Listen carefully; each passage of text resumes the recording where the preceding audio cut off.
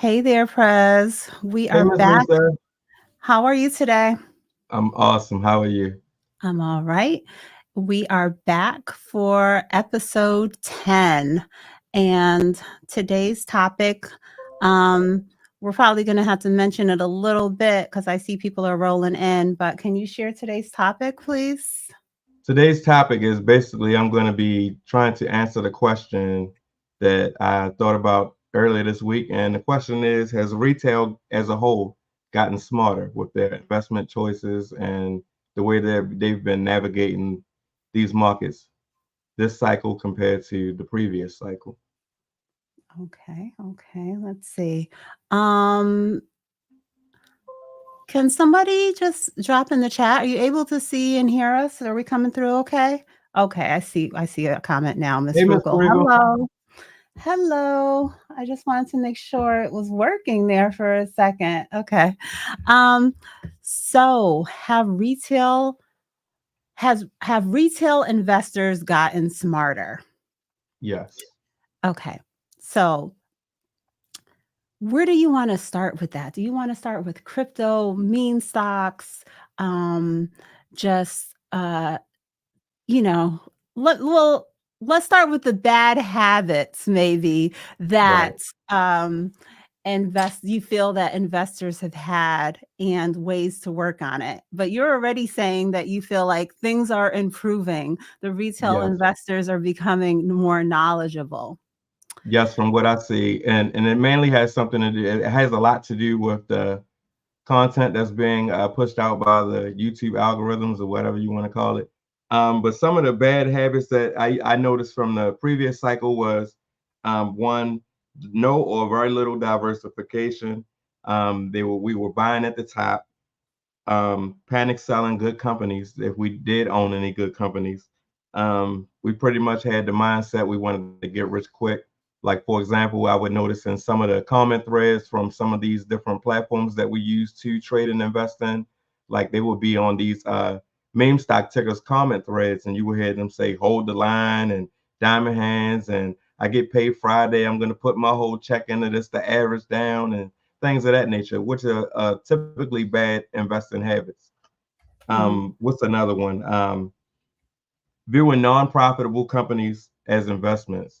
Like, for example, your companies like your Lucid and your Neo and AMC and GameStop, SoFi, Redbox, HYMC, ChargePoint, and of course Mullen, because you had a lot of diamond hand crowds that were attached to each one of these particular stock tickers, which aren't profitable, probably still to this day. Maybe SoFi, if any of them is seeing any type of profit, but it's very little if they are seeing any profit. I haven't really checked lately, but you would have a lot of investors that would get into these companies with the diamond hand mentality. Um, they would be in the comment thread saying things like the market is rigged and crime and things of that nature, because you do have some corruptness that is going on in the stock market, like naked short selling and things of that nature. But if you already know that the game is not ruled in your favor, you should be moving more smarter, is what I'm saying. And that's what I have been noticing a lot lately as far as this cycle compared to last cycle. A lot of retail investors are becoming more diversified and things of that nature. What do you think about that, Lisa? I don't know. I really can't say if I think that people are doing better. Because, I only know who I interact with, and Mhm. I still see a lot of people apprehensive, and I know one thing that we're gonna get into in this discussion is the difference between trading and investing. I see, people not staying consistent. I think I still see the struggles, as well as people that have that mentality of they just want the fast money. They want to know, Lisa, okay, so if I start doing this, how long before I'm going to see a return? And Yeah. I don't, I that's not the where I start a conversation when I'm trying to give my encouragement of getting started with investing. So I would say that the people I'm encountering, I'm not seeing a huge change. I'm still seeing some of the same issues. and obstacles that I'm trying to highlight to them, that we don't have to have these particular struggles. There are stop losses. There are ways to mitigate the risks. There are ways to automate your investing, to uh, get yourself on track. If you know you have to police yourself, you are the one that's in charge of your budget, your investments and all of that. So if you know that you're not going to be mindful about certain things, and you're not going to go and transfer the money and make the investments, automate it. Take it out of your hands and just make sure that the money obviously is there and getting transferred, but do as much as you can to automate things so that you're not losing out. You're staying focused and on track with your plan. So I don't know. I don't know if I agree with you on this point of people are doing better. Have they gotten smarter? Certain Now, people, yes. now is that are you speaking upon people that aren't currently in the market, that are just market curious, or are you speaking on people that are actually in this space that was here from the previous cycle compared to this cycle? When you say in the cycle, you mean the last 4 years? Yeah, yeah. Well, the last bull cycle versus this one, I'll say Uh, around I'm talking. 2021, I'm not. I'm really. 2022. I guess I'm not talking about any particular time frame with a comment that I'm making. Whether they're Okay. just getting started or they've been in it for. If they've been in it for a while, the most of some people that I encounter, they've fallen off.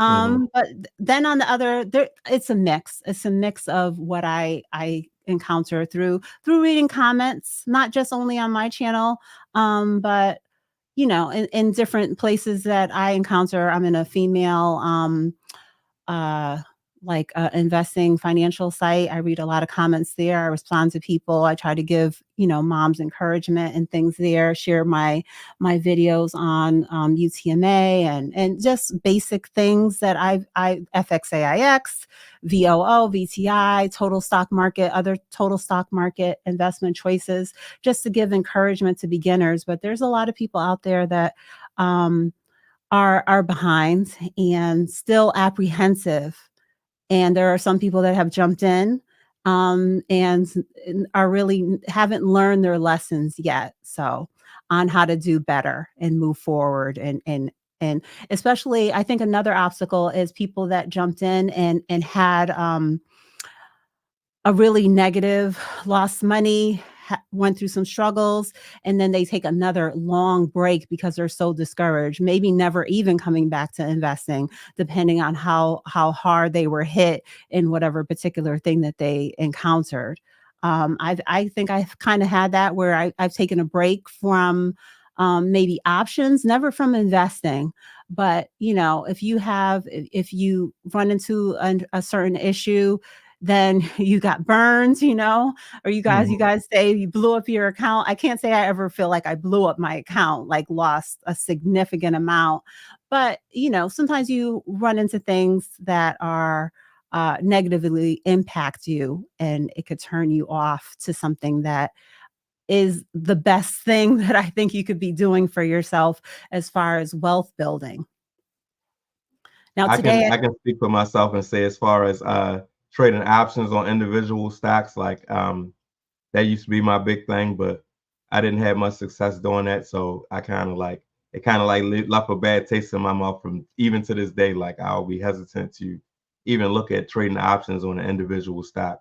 I'd rather trade options on the SPY or QQQ, something that I know is less likely to be manipulated.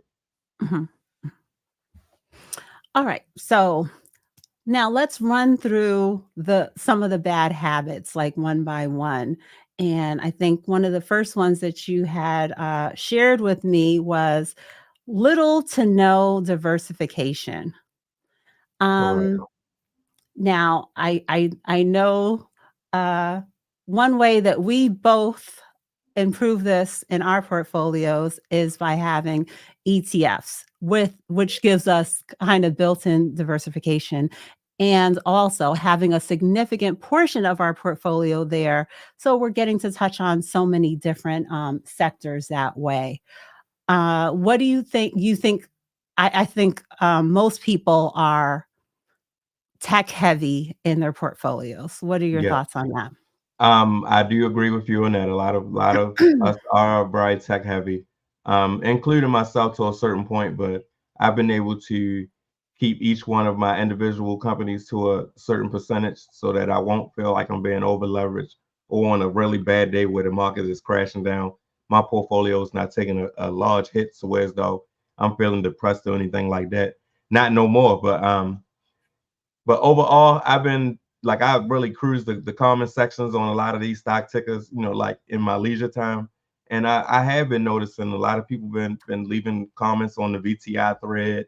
They've been sharing that they purchased that day. Like the comments are increasing more and more compared to 2 years ago. You understand what I'm saying? That's where I'm getting at. I'm seeing a lot more of the investors that have been in this space a little longer. They're being a lot more diversified, and they're showing a lot better habits. Even a lot of the content creators, not the ones that we watch regularly, but the smaller channels. I'm noticing they're talking more about dividends and Roth IRAs and things of that nature versus Mullen going to $40 tomorrow. I don't see those kind of thumbnails in my feed anymore. Okay, okay. So, do you want to take a look at a few ETFs and the diversification that they can allow someone to have in their portfolio? Sure, we can take a few look. We can take a look. Okay, let's see. All right, so this is VTI, one of our favorites. Now, this one is definitely, as I was saying, gives you a lot of exposure to tech. So there are other things I'm going to probably pull up, maybe just three that are less tech heavy. But if you're just getting started with investing, this is something that we encourage as a beginner investment choice. Um, there I go. I keep on saying and you know what I'm saying and stuff like that. I told you I was gonna It's okay. it's not getting any better. All right, tech, healthcare, financial, discretionary, consumer services. So this investment choice of VTI, an exchange traded fund, there's currently 3,760 holdings within here. But this is what we're talking about when we say diversification. It gives you a lot of different sectors within this one investment choice. And it, as I said, this particular ETF choice is tech heavy with Microsoft, Apple, Nvidia, Amazon at the top. Alphabet is in the top 7 also, which is Google. So yes, a tech heavy um, choice, but there definitely are others. If you wanted to even just create to get started an ETF portfolio, let's look at SCHD, for example. While you're pulling it up, I chose to be fairly tech heavy because the technology sector has the most room to grow, in my opinion. Is very innovative compared to your healthcare sector and things of that nature, your discretionary sector and things of that nature. Like those companies pretty much already grown to their full potential, and they're just stable now, to where as though they're able to pay their shareholders a dividend. Mhm. But it really depends on your own personal preference and your risk tolerance and things of that nature. So Yeah. be sure to do your own research, because this is not financial advice at the end of the day, nor is it a suggestion for you to buy, hold, or sell. I'm just giving you my thought process and how I navigate through these markets. Oh yeah, everybody, be sure to hit the like button on your way in. It's very important. Thank you. All right. So the last one that we just were taking a look at was VTI, which is a Vanguard total stock market ETF. This is SCHD, which is the Schwab US Dividend Equity ETF. And just to take a look here, where is tech? Where is tech here? This one. So this one has 10.4 percent allocation towards tech, whereas the last one we were looking at was close to 29. And some of the top holdings here are Verizon, Texas Instruments, UPS, Chevron, Lockheed Martin, for example, Pepsi, and you have 104 different holdings in this investment choice. But this is a very popular one right now for the dividend, as well as it being different holdings at the top as opposed to the S&P 500 or total stock market investment that I just shared. How So often does the dividend pay out? SCHD is a quarterly one. Okay. SPHD is monthly. And what is SPHD is SPHD is Invesco. Okay. Invesco, yes. So this one is monthly. SCHD is quarterly. Let's take a quick look just at tech on this one. This one is even lower in tech at 4.8. And what is the largest sector holding? The largest here Looks like that looks like gray one. utility. Okay. Yeah. So So yeah, ladies and gentlemen in the chat, these are basically different options that you have as far as choosing an ETF. So, it depends on your own personal preference at the end of the day. mhm. And this one only has 50 different holdings within it. So significantly less than one of our faves, which is VTI, which is nearly 4,000. Okay. So diversification is a issue. And, different over things are going to fluctuate. There's going to be times right now tech is really at the top, but you want to make sure to just give yourself exposure to lots of different things. We do that through having the ETFs, and Prez chooses individual stocks like Eli Lilly, for example, that gives him additional exposure to healthcare. I don't really have anything in my portfolio as far as healthcare that I'm getting additional exposure to, but I definitely have Apple and Google, and I have Amazon, things that give me more exposure in addition to the portion that I'm getting within my ETF holdings. Also, I have a significant amount of realty income, and that does overlap with that is also within some of the ETFs that I invest into. So That way you get now, exposure to the retail sector by owning individual position in realty income.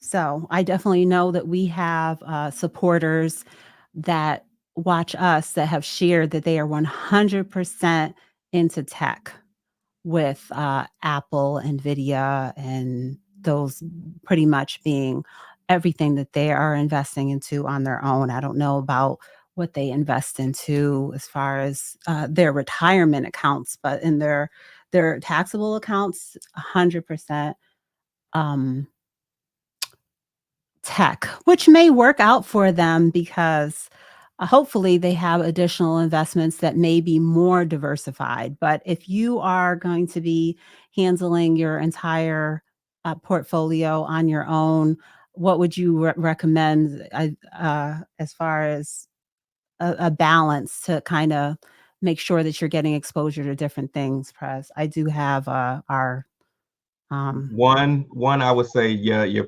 own personal preference. For me, like I feel as though I chose healthcare, as number two, as my number two sector, because in my opinion, healthcare is like has the second most room to grow versus tech, and they're also just as innovative as the technology sector. So it depends on your personal preference for one.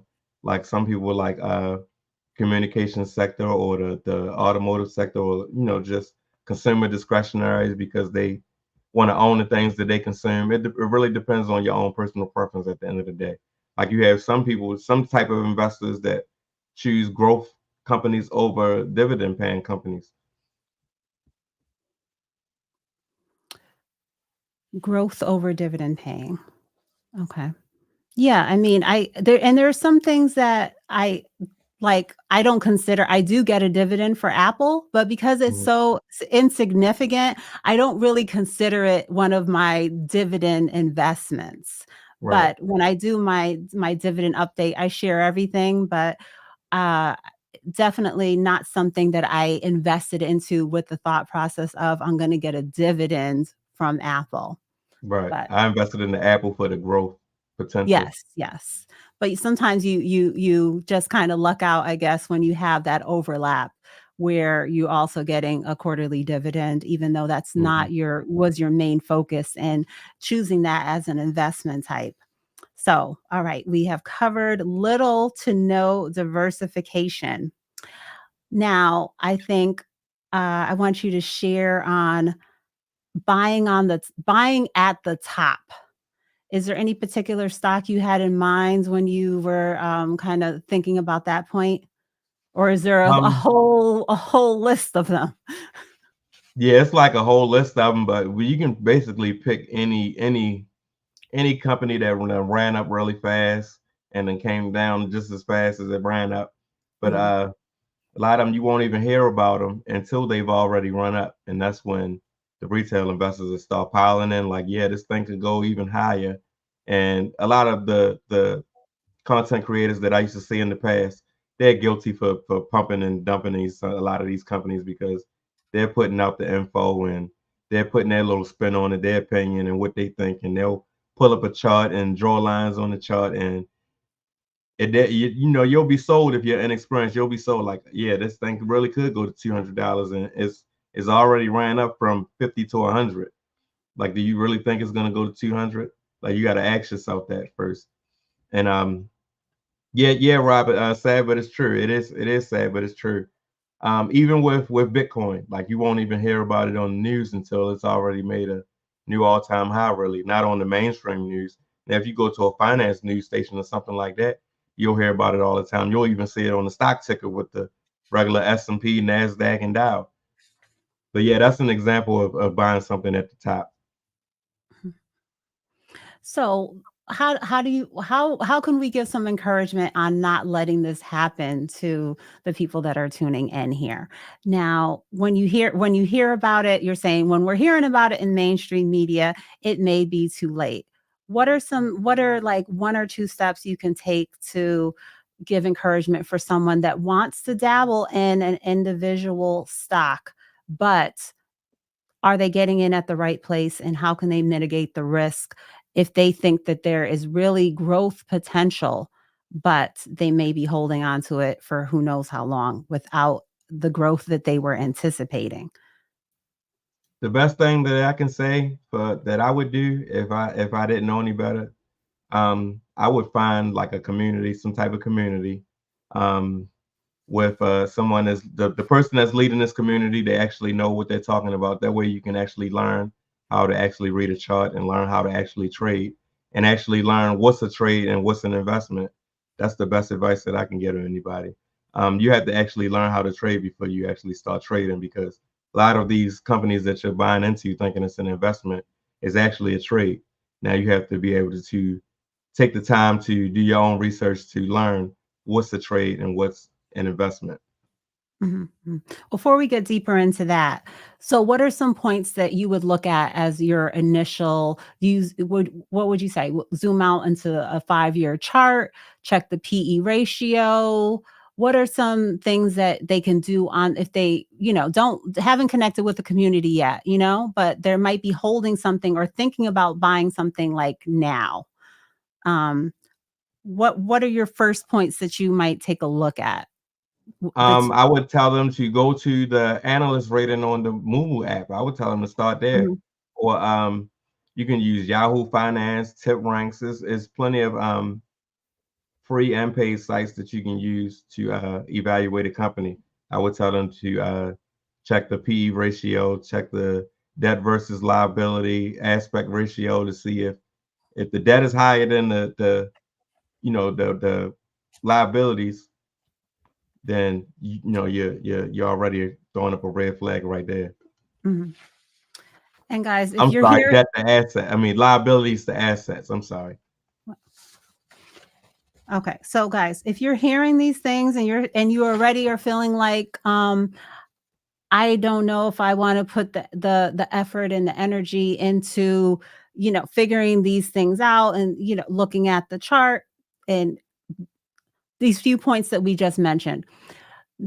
I don't want anyone to feel like investing is not for them. They're not ready. They don't have enough money. There's all these obstacles. That's why I always like to share there are easier investment choices. There are ETFs, index funds, things that are more of a set it and forget it that give you all of these different things built in. There is an expense ratio associated with those type of investments because they're managed. They're managed for you. They're going to the asset allocation is going to change over time, depending on that particular, what company is what their earnings are and what their market cap is. Those things are kind of built in for you. So don't let anything hold you back from investing. There is a Right. way, but if you are going to invest into individual stocks and crypto and things, I want you to know, I want to share, the points that we're talking about here so that you take the time to learn and have the knowledge that you need in order to do that in the best way possible. And what I mean by that is in a way with the goal that I think we all have in mind, which is to make money, not lose any. All right. So, what do we want to go on to next, Press? Let's Panic see. selling good companies. Panic selling. Yes. Okay. So, investing is not, it's not a, there are ups and downs in investing. So, let me share this image. If you've been here before, you may have seen this before. This is what a lot of people may expect. You put in the money and it just, goes up, up, up, up, up to, say, for example, a 10% annual return, which is the norm for the S&P 500. But the bottom image here may be the road that you are on into uh, getting to your 10% rate of return. Now, I don't know, it depends on the year. We've shared this before of, like, the S&P 500, the way that it moved over the last, say, 20 or 25 years. What we're talking about now is selling at the bottom or selling on the way down when it's gonna rebound and come back. And that's what a lot of people do because they're not giving their investments the time to grow. And for a lot of people, if you're in your more advanced age, close to retirement or already retired, you have to make the adjustments prior to that time to make sure you're on track with where you need to be. But for if you're a younger person in your 20s, 30s, 40s, make a plan that you know how long you're going to have this money invested. Is it for retirement at 65? Is it for, 15 years down the road? And we're going to get deeper into trades versus investments, but um what causes people to panic sell? Prez, share your thoughts on that, on, what people, why people panic sell and what their anticipations were with their stock. What did they think was going to be the outcome? Mindset. It all starts with mindset. They want to put a little bit in or put some money in, and next week they wanted to double or triple or what have you. It starts with the mindset. It's like it's not going to happen overnight, ladies and gentlemen in the chat that aren't currently in the market. It takes time. Time in the market beats trying to time the market. It's like you don't know when the bottom is. You don't really know when the top is until after it already happened. The only thing we can do is guess, look at charts, and try to guess. And the last thing that I want you to do is to buy into something or get into the market now and thinking that it's going to go up tomorrow, and then it goes down 15% over the next course of the 3 weeks or so, and you're getting out of the market and with a loss, you just gave money to the corporations and the institutions and the market maker. Hmm. Would you share a few companies that you would that you're currently holding that um, it wouldn't even cross your mind to panic sell if when there is a price fluctuation. Tesla, Mhm. Tesla. It wouldn't even cross my mind, and I'm down significantly in my Tesla position. Even the one on the YouTube portfolio. Only thing I'm doing is waiting for it to find more support so I can buy a little bit more. Dollar cost averaging. I see Tesla 5 years, 5, 10 years down the road, easily being a much larger company than what it is already is today. So I would think that for both of us, all of our investments, um, we chose them with for certain reasons, and so they're not going to ever like shake us to want to quote unquote panic sell, suddenly sell without any thought.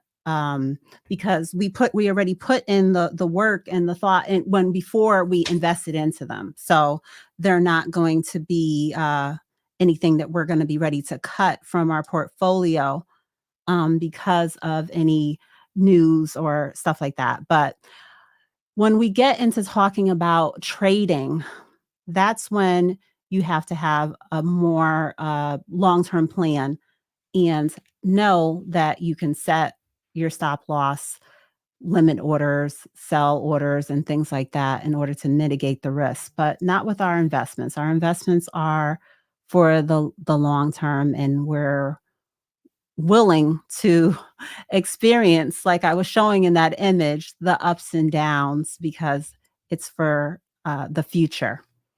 It's like a marriage, in my opinion. Investing is like a marriage, and trading is like dating. I say that like every day on when I go live during the week.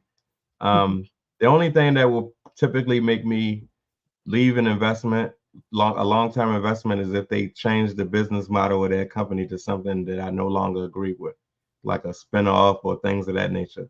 Say, let's take Johnson and Johnson for example. They decided that they wanted to separate the consumer products from the pharmaceutical products into two different companies. I didn't like that, so bye bye Johnson and Johnson. You got to go. so do you have anyone around you that is in the boat of they wanna get rich quick and they are looking to you with just wanting that fast turnaround, that they just wanna know, "What can I put my money into and double it?" Do people say things like that to you, or do you get Oh, the of course, yeah, all the yeah, time, yeah. all the time. They say things to me like, if I was to give you $2,000 today, how long would it take for you to give me the 4,000 back? Like, huh? And it kind of angers me when you ask me something like that because I actually took the time to learn how to invest, how to trade, how to unlearn the things that I was taught in school about how money works in general. I took the time, and when I first started learning, I reached out to friends, family members, and associates and coworkers. Said, "This is something I really think you should take a look at." And no one really, answered the call. So don't look now, like, and with the mindset of if I give you $2,000, how long would it take for you to bring me back 4,000? Or how long would it take for it to hit 4,000? That's not the way it works. Mhm, mhm. Like, even I was, sharing with a family member how my daughter's portfolio, has gained $1,000, and the first thing question, someone else overheard our conversation, and the other person was like, "How long did it take?" You know? And that's not necessarily the way to look at it, you know? If that's what you want, I might not be the person to have the conversation with because, um, you have to give things a chance, and I think that a lot of people, as soon as it goes into the red, they're, like, annoyed and just like, What did I do? Did I make a bad choice?" And they're not ready to give it a chance, and I do try to share, when I share my portfolios in certain positions in my videos that my starting point is not your starting point. If I'm up 40% on my Amazon stock, I cannot if you decide to start investing into Amazon, I cannot tell you when you potentially will be up 40% because, there's certain positions that I've been into for a while. So we have a question. Let's take a quick look at it, Prez. I hope I haven't missed any other questions. If you did ask a question, please put it in again in case we missed it. But this person is asking what our investment strategy is during a recession or a bear market. Do you manage your portfolios? How do you manage your portfolios in a recession or bear market? So, do you want to touch on that a little bit? Sure can. This is what I do. I continue to DCA the set amount that I set out to invest on a regular, consistent basis. Now, sometimes in certain portfolios, I would do what is called as double down. I will increase that DCA amount by double when I can, but I don't make it a habit because the last thing I want to do is over invest to where as though I'm going to need this money later on. But yeah, I continue. I stick with the plan. I came up with the plan. I back tested it. I saw that it works. I saw how compound interest work. So I stick to it. No matter I don't care if the market comes down 50% tomorrow. I'm still gonna invest $5 a day in the YouTube portfolio and the set amount that I have for each other portfolio that I have on a daily basis. Yeah, I would say my answer is the same. If anything, like we were discussing in our live yesterday, I look at it as a buying opportunity. I try to keep cash on hands because uh, for certain investments and certain ETFs, like my FSAIX or our VTI, I want to be able to take advantage of any lower price points that I am able to get. I'll go even harder than my normal, $10 or $5. That's why I wanna make sure to be ready, and, I'm only trying to I think for a lot of people that have been investing, on their own and really being mindful of their portfolio, keeping an eye on it, if we were to talk to them, they would probably everyone would probably say there was something in their portfolio that they bought more of when it was at a certain price point, but Mhm. that's why I just try to stay focused. Like, there's so many things that passes by. Do I wish I bought, I don't know, as many shares as I possibly could of Apple at the beginning of, the lockdown, Tesla when it dipped down to nearly $100. Certain things, we're sitting here and we're looking and we're thinking, and those positions were in my portfolio, and I should have seen that as a time to go harder. But Mhm. for whatever reason, whatever obstacles we're having at certain times, we usually don't. But that's what I'm doing, staying consistent. What is the most recent stock that we've both added to our portfolio? I would say for me, it is NVIDIA that I added at the beginning of 2024 is the first thing that comes to mind. Also, in my dividend, not it's not an individual stock, but NVIDIA and SCHD are newer additions to my portfolio. So, do you have any thing you want to share on that, Press? Eli Lilly is the newest one for me. No, Okay. I started out, I would vaguely hear about it here and there, and then Mhm. I started getting more and more curious, like, what do they do? So I started doing my research. I'm like, oh, they're in the healthcare. And it just so happened I was looking for a healthcare company to replace Johnson and Johnson. I had a nice little spot in my house for Eli Lilly to take that spot. So after doing my research and noticed that they were profitable and they're deeper into pharmaceuticals versus Johnson and Johnson, I said, okay, welcome to the family. Welcome to the pyramid. Okay. Um, yes, and Eli Lilly's been in the news a lot. I think you were sharing about for diabetes, as well as we probably seen it in the news for the weight loss drugs that they also manufacture. Uh, Correct. Oh, something else that I'll do to help manage my portfolio in a bear market, like say like the market comes down significantly, but I didn't have the extra cash and I really saw that it was a really good opportunity.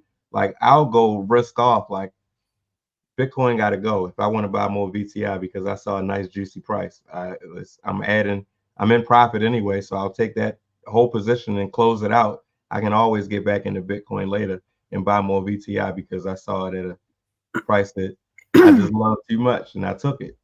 Mhm, mhm. I really haven't had to do that. The only th I The only thing I can think of that I cut completely out of my portfolio is, JetBlue. I sold all of my JetBlue, and then I moved that to something else, but usually, I just try to, in addition to my daily, weekly investments, I try to make sure to build up my cash balance so that I'm ready and don't necessarily have anything. There's nothing that I want to cut out of my portfolio. So I don't sell one investment in order to move it to something else. If anything, it would be a trade that I'll use my money gained from a trade.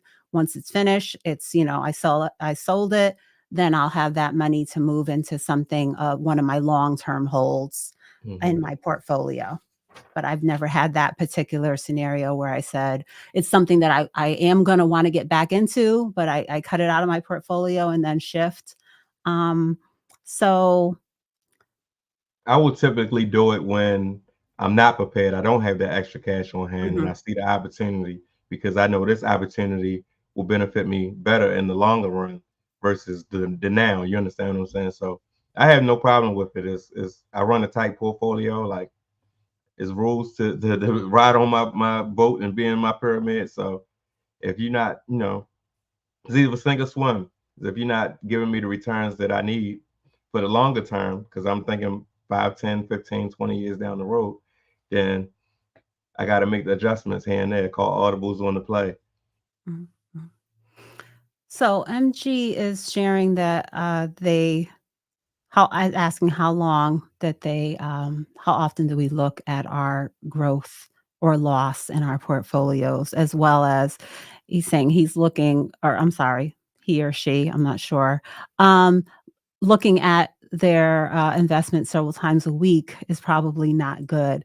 No, we had a live just last night, and last night it was Prez, You Learn with Robert and we were on a live, or I don't know if it was during the show or after the show because we chatted a few minutes afterwards, but we are people that are looking all day, every day. So you have to know just even with weight loss, some people say you should only weigh yourself once a week or not every day. But I'm sure there's people out there that do it every day and it works for them. If you looking at it too often doesn't work for you, then make that adjustment. But I think for Fred and I, Fred, how often are you looking?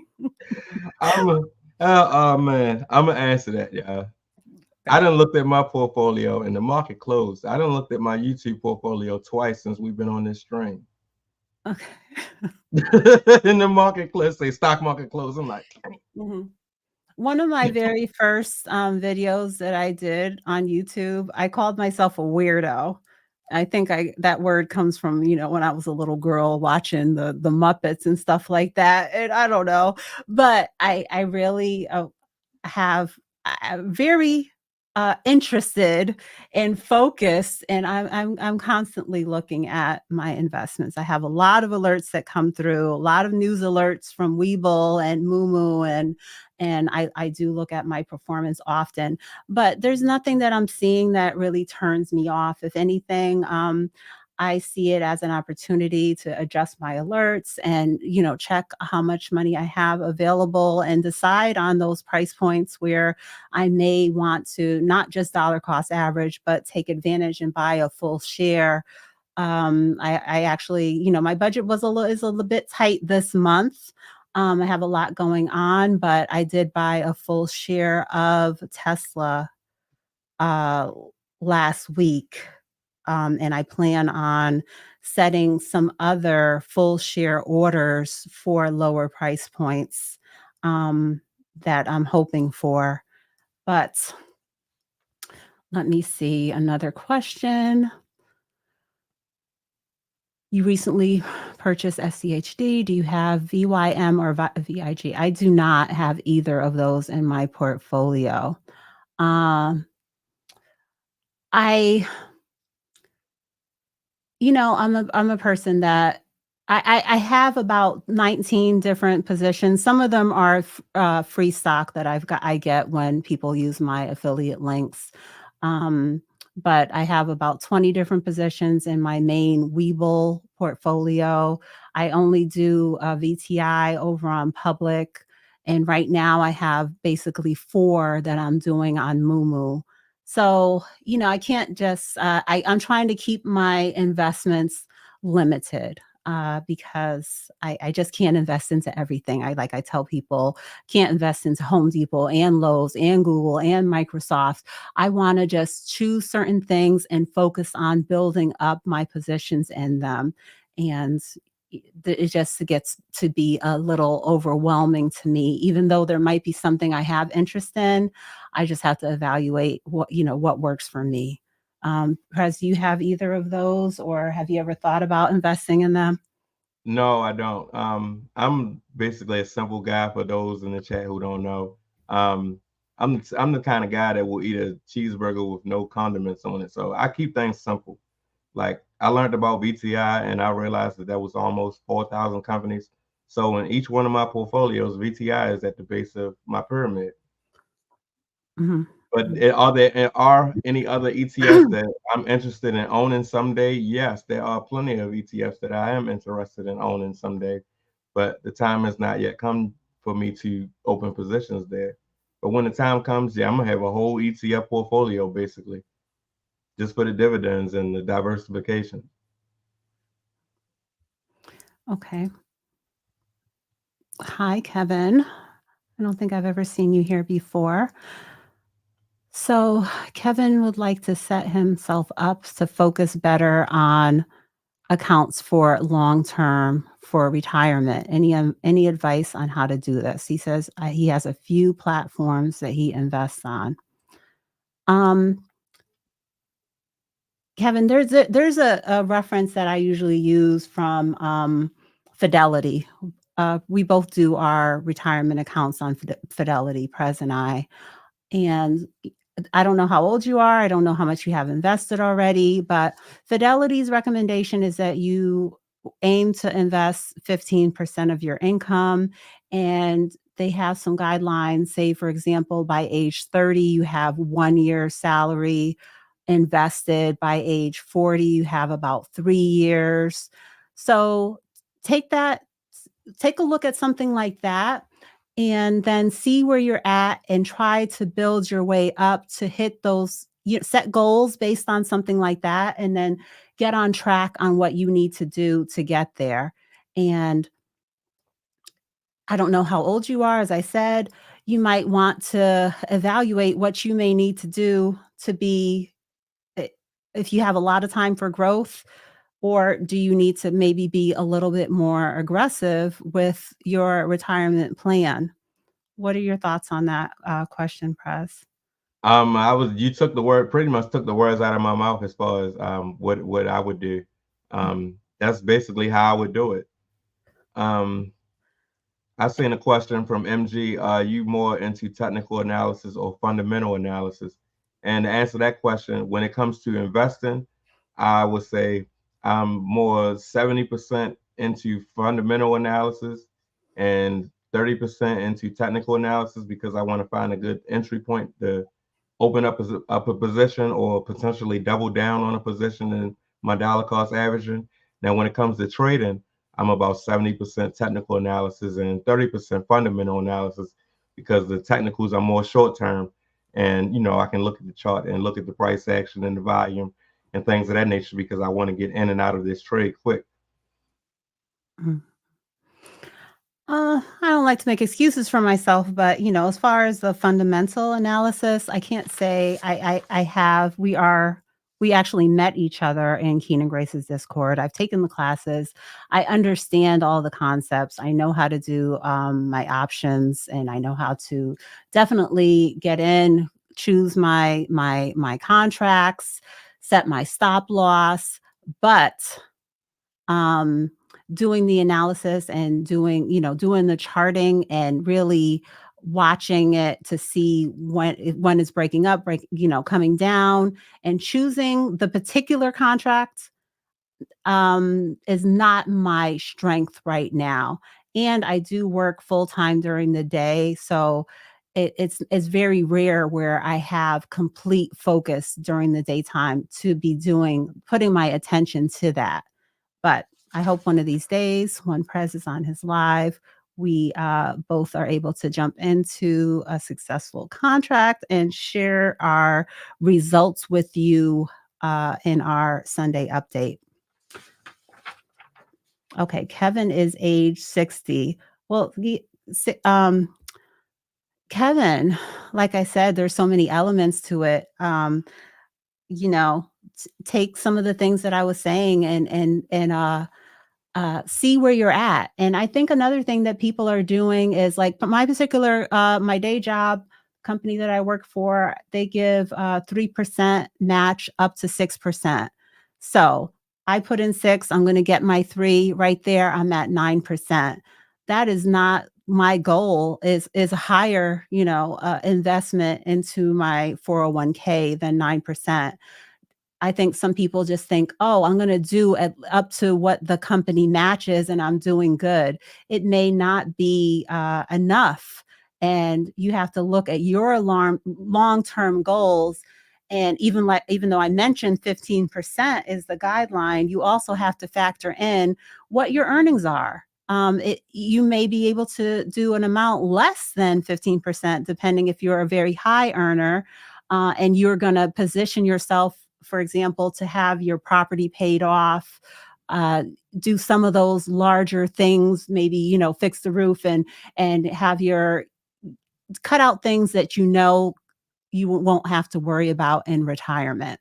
So there's so many elements to retirement planning, but I think as soon as you start working, you need to take advantage of focusing on your retirement plan, whether your company has one or not. If you have to seek out your own, you can contact a broker, for example, Fidelity, and create your own IRA. Set up recurring deposits and stay focused with it on your own, because compound interest and time is on your side the earlier you start to invest. So yeah, Kevin, there's so many parts to it, but I hope I mentioned a few things that can give you some things to think about and go through all of your accounts, whether they're taxable accounts or retirement accounts, and see how you're doing towards the long-term goals that you may need for yourself. Um, I think anything I else? could simplify that. Basically, what Lisa is trying to say is, the later you start, the more you're going to need to be investing on a regular, consistent basis in order to achieve your retirement goals. Now, the first thing you want to do is look at your age and the time that you actually started investing and your overall nest egg that you have built it up already, and ask yourself, like, how much am I really going to need to be set for life? To where so I won't have to work again, or I won't have to depend on a old person's check or whatever type of, you won't have to depend on the government to take care of you. You can have your dividends taking care of you and things of that nature.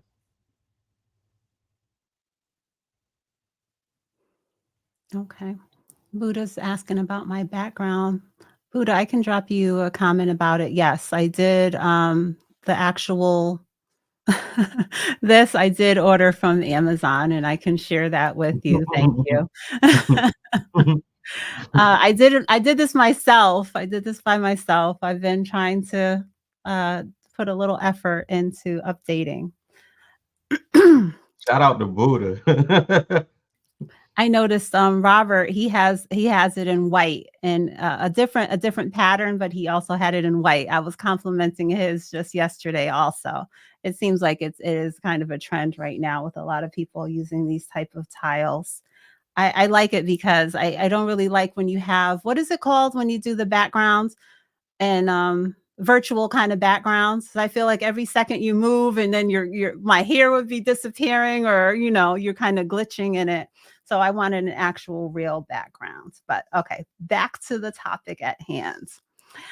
Another point that you had shared with me was viewing non-profitable companies as long-term investments. Yes.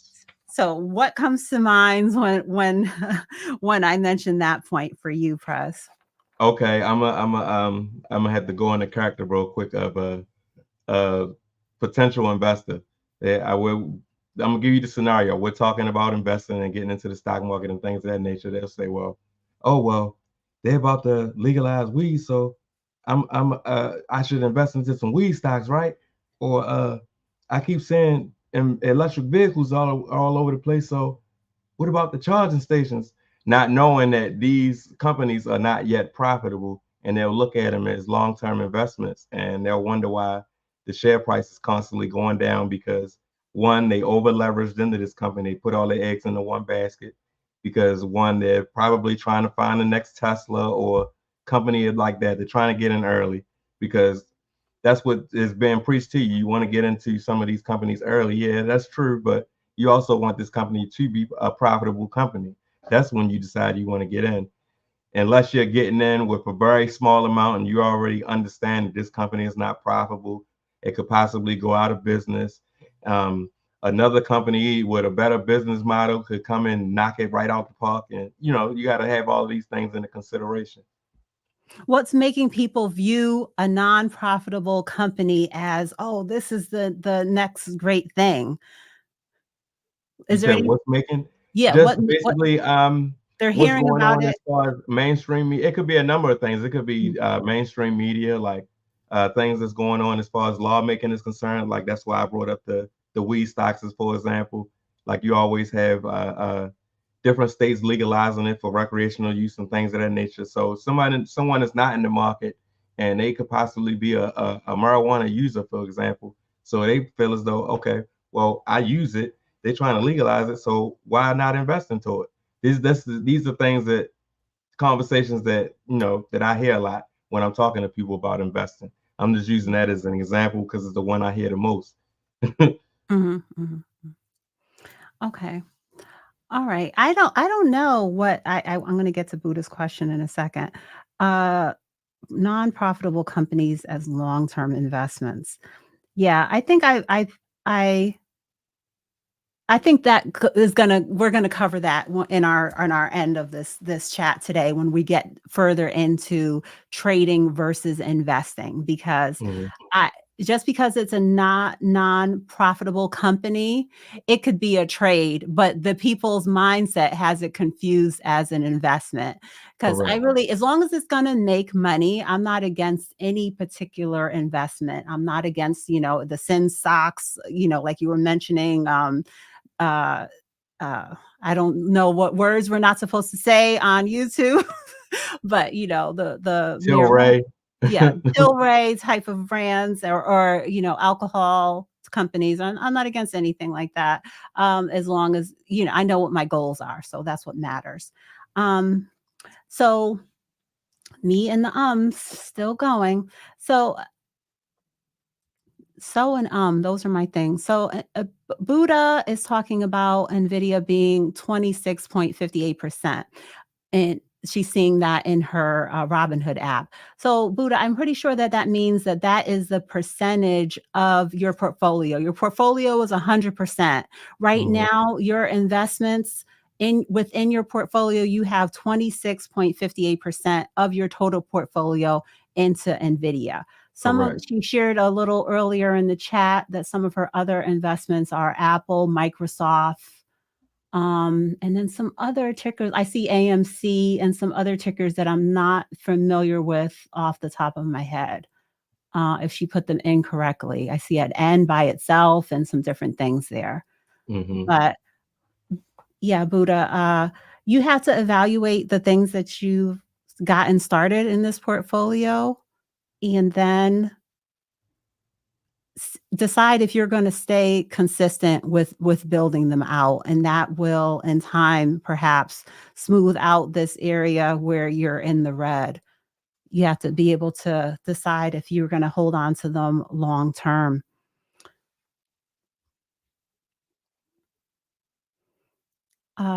Press. I get a little when you're talking, I'm trying not to read the chat because I want to pay attention to what you're saying. Right. I just started because you and Robert, okay. Yes, I used to invest because it's a reliable source of investing.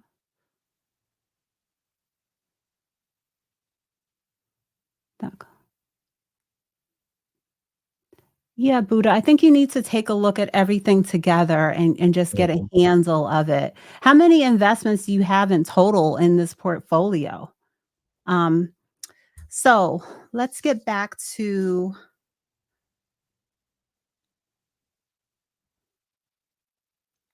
well, I think we can get into one of the biggest things that I think that you wanted to highlight is, are investors definitely identifying what is a trade versus what is an investment? And I think that just like people are when they say to us things like, "How long is it going to take before I get that return? How can I double this money? Can I do that?" They have a trader's mindset. And I Right. don't think there's anything wrong with being a trader. But I think that you also, before becoming a trader, I would advocate for focusing on your investments and knowing Mhm. what your investments are for. I know my investments are for retirement, basically retirement, early retirement, and for my daughter to give her a little head start in life. Those are the primary things that come to mind when I think about investing. So those things are going to be covered before I'm going to say, let me go and put all this energy into trading. Trading can generate me more money for investing, but my money first and foremost has to be allocated to those things which are my long-term investments. So, And that doing it that way alone can keep your emotions in check when you do decide to actually learn how to trade and start dabbling into trading, because you know you have your long-term investments to back you up if you say, let's say, Lord forbid, you blow your account. Because if you're starting to trade, you're gonna lose more than you gain in the beginning. You could, because you're gonna have to learn how to actually navigate the app that you're using and things of that nature. mhm, mm. Okay, And so Buddha, if you go to my channel, I have an entire portfolio builder series where I do weekly updates, and to where as though it's pretty much a blueprint for a new investor on how to invest small amounts of money into safe assets first and lean more into riskier assets as you build up your foundation first. So if you want to go and check that out, I think that'll be an awesome guide for you to use to help you manage your portfolio. That's if you choose, not financial advice. mm, mm. So Buddha, I think Buddha is a kind of a passive investor that may not want to or have the knowledge to do all of the legwork on the individual stocks. If it's all individual stocks, I just want to share this for a second. This is kind of a guideline. We got this image from Keenan Grace, and on Prez's platform, he has his own version that is similar to this, and it is a pyramid strategy as the way he describes it, where you have a foundation that could be an ETF, like a total stock market or S&P 500. And then from there, you do 60%.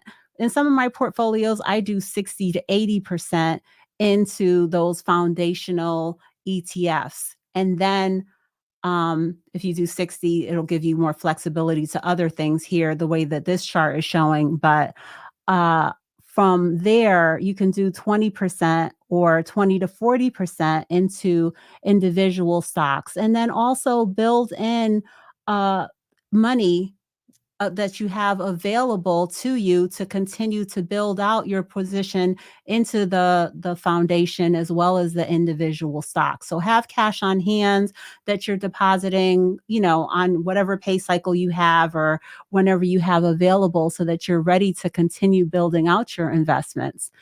And then from there, then if you want to um, get into, or you take the time to learn how to do trades, options, and different things, you'll be ready. But like I said, me personally, this is my journey that I'm sharing, not financial advice. I focus on my investments before I'm going to dabble into necessarily a higher focus on trades, but that's the type of investor that I am. I'm much more investor than I am trader.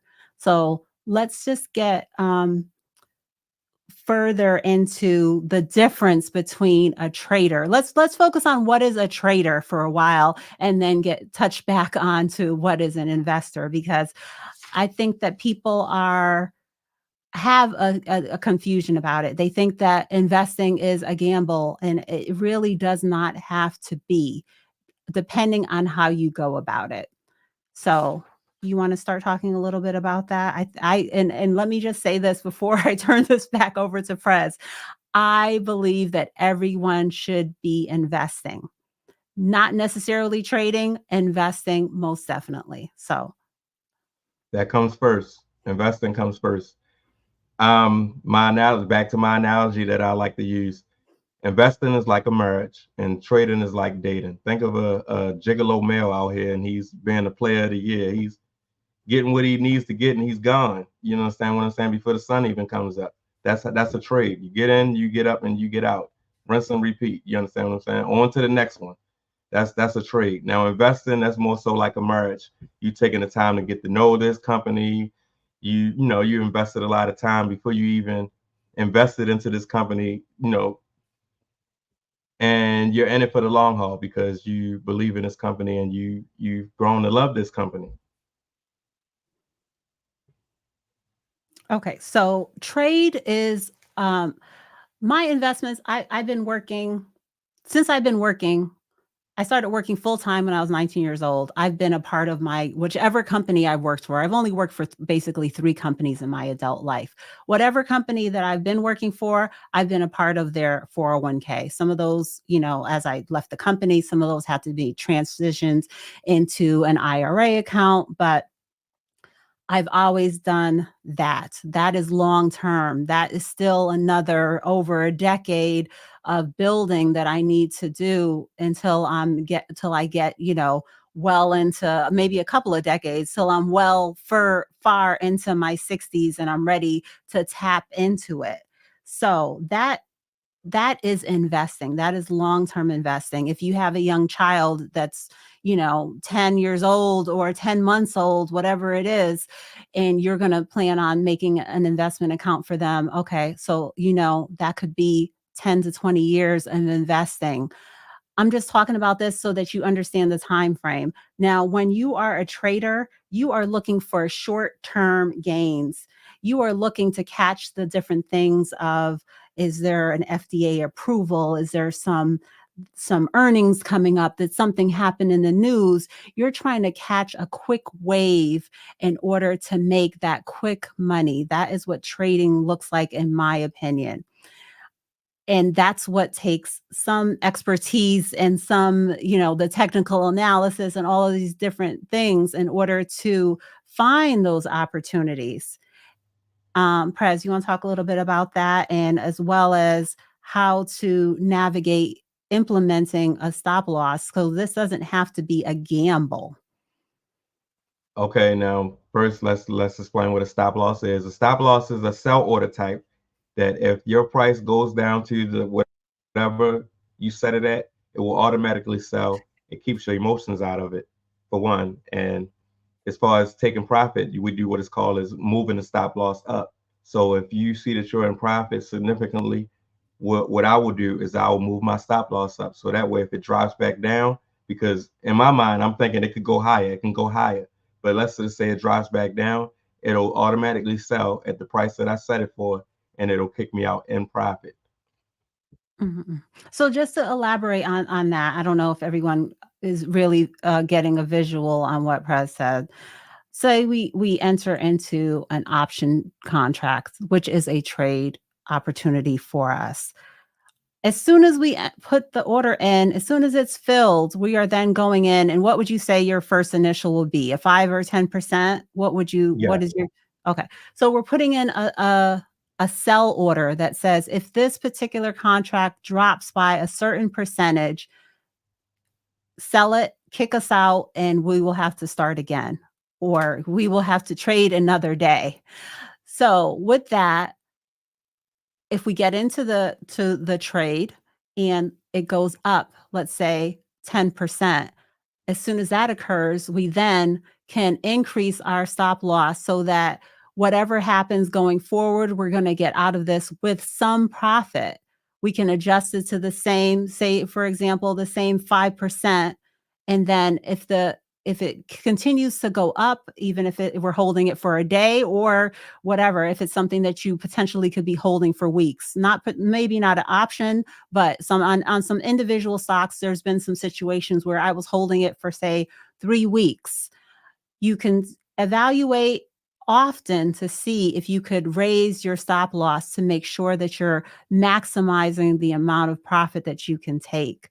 And because of implementing things like this, I feel like trading does not have to be the mentality that people think of, like when you're going to the casino. If I go to the casino and I just go in and I pull a slot, or I put all my money on, red 14 on the table, there is a chance that I could lose it all. With the way that we're talking about doing trading, there's no scenario in what we just talked about where we're going to lose all of our money. We have a plan, we're mitigating the risk. If anything, we're going to lose a very low percentage. Most likely, we are going to come out of it with a profit. So, Exactly.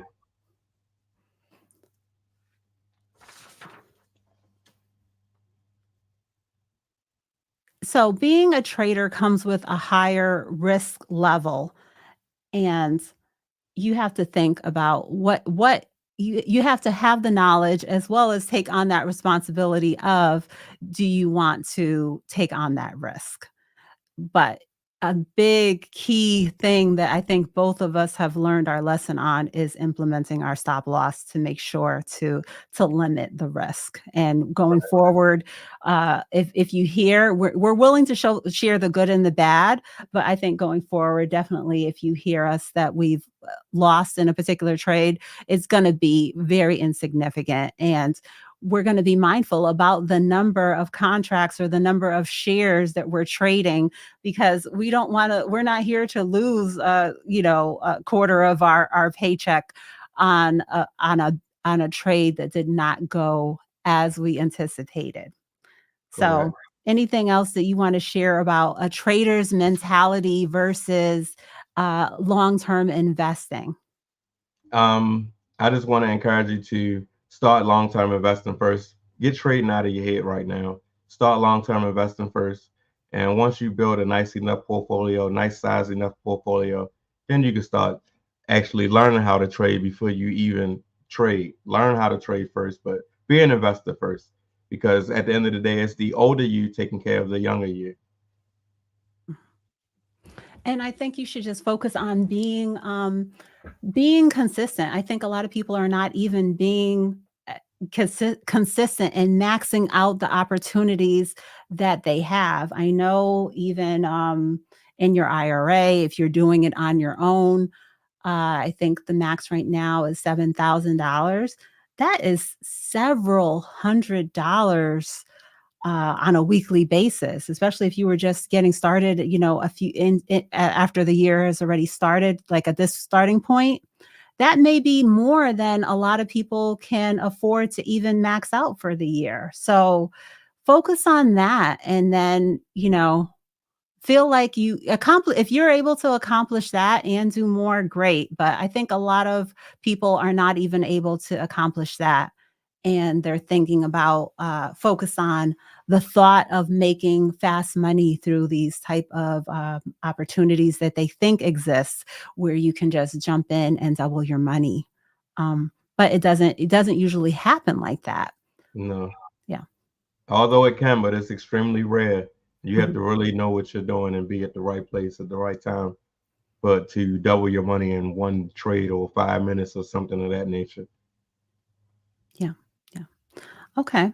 So, is there anything else that you want to cover in particular is related to this topic? I know we have properly allocating into ETFs. I think we touched on that. Buying Mhm. good companies at support levels. I don't think you got a chance to talk about that. And like I said, Prez is very good with uh, evaluating the charts and determining his support and resistant levels for his planning on investing as well as trades. So do you want to talk about that a little bit, Press? So basically, what I would recommend you do is that you just basically learn technical analysis in general, and actually learn how to zoom out on the chart as far as the time frame of the candles that you see on the chart, and just basically find touch points. That's basically how I do it. I find like the major touch points on the chart, and that determines my support and resistance levels for these individual longer term investments, because I'm trying to get the best entry prices I possibly can. Like I don't want to buy it today just because I know it's going to do well at the 5, 10, 15 years down the road. I want to get it for the cheapest price I can possibly get it. Do you have a chart available, or maybe we can plan 1 week? I know Prez does this. Prez has been going live on Monday, Wednesday, and Friday mornings where you can see more in detail of what he's talking about right now. But do you think 1 week we can share that in our Sunday show? Give me 1 second. Can you see it? Yes. So basically, what I have here, the lines you see are support and resistance lines for Bitcoin. And when I see it drop down to the lower lines, then that's normally when I buy my normal amount, or I'll double down on my dollar cost averaging. I'm just Okay. using Bitcoin as an example because it was the first chart that popped up when I opened up my So, Webull desktop app. so are the red lines the support and the resistance? The red line is like the last line of support. That's why I have it down there as red. Like if it doesn't hold that, then I know it's going for a free fall.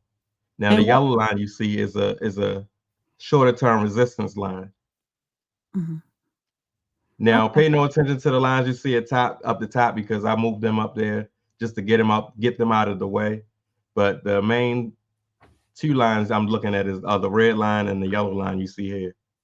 That's the local resistance line, which is the yellow line, which we see Bitcoin's trying to get back above that line. And the red line you see is where Bitcoin dropped down to and it bounced off of. All right. All right. Thank you for sharing that.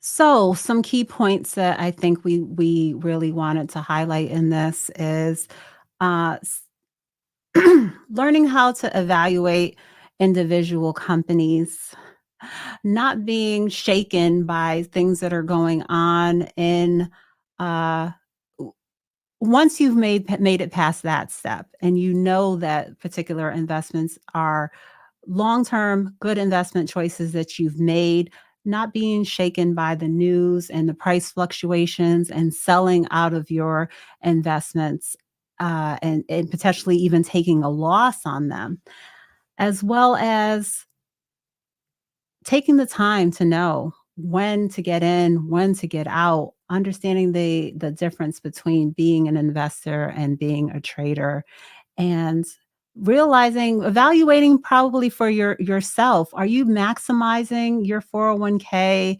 Are you maximizing the opportunities that you already have available to you?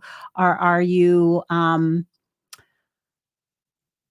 not even doing that, and still kind of trying to figure out what more I can do when you're not even maxing out what you currently have available to you? Because a lot of people over here, like I'm saying, they're not at 15% into investing within their 401k, and wondering what more they can do, or are they doing enough? Make a plan and set some goals for yourself. And I think a lot of people, especially in this economy right now, and with the prices being so high, it's hard to do the investing and the planning and thinking long term. It's really hard to keep up with some of the guidelines that I've even mentioned today. Anything you want to share on that, Press?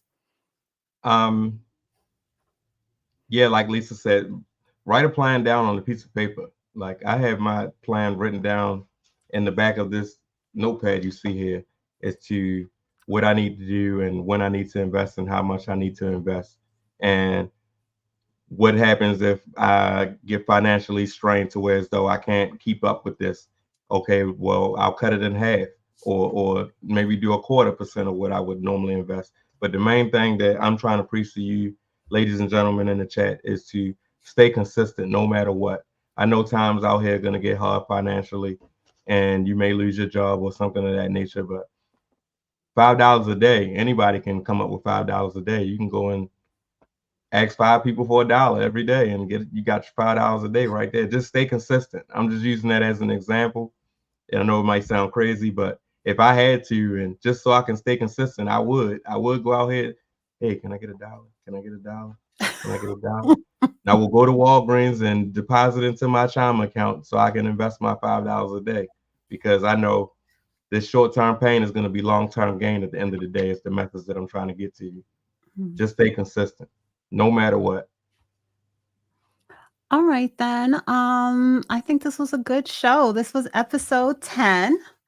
And we will be working throughout this week to come back with you next week for another episode. Thank you, Prez, for always coming up with these great, interesting topics. Guys, feel free to leave a comment on the video if there's anything that you would like to hear from us in the future. Make sure to subscribe to both of our channels. And Prez, you want to close us out for today, or do you have anything else you want to share before we end? Be sure to follow me on all my social media platforms. You can find them on my description page on my channel. If you have any type of questions, anything like that, you can just leave me a question. I'll be sure to answer in a timely manner. And in case you don't want to wait for me to upload a video or go live or something like that, like I'm here to try to provide as much value out here as I possibly can from a beginner standpoint because I haven't been in the market as long as a lot of other content creators you may see. So I can give a lot better insight on what it's like as being a beginner. So just don't be no stranger. Be sure to hit the like button. And if you don't find a way to make money while you sleep, you will work until you die. All right. Bye, everyone.